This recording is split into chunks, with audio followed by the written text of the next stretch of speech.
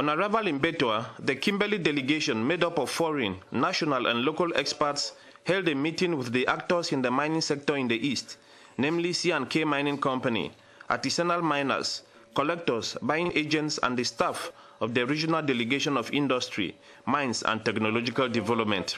This reconnaissance working session was to give them an idea on whether the exploitation and commercialization of diamond from here meets the laid-down regulations.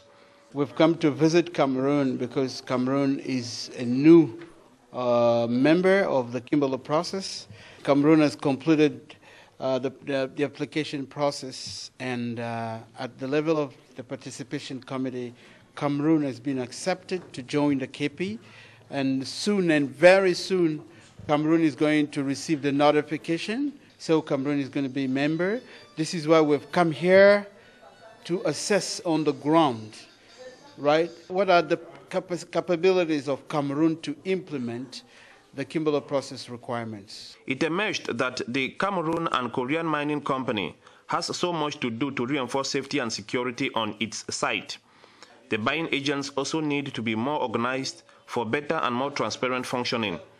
The delegation ended the day with a courtesy call on Governor Ivaha Diboa before their field visit.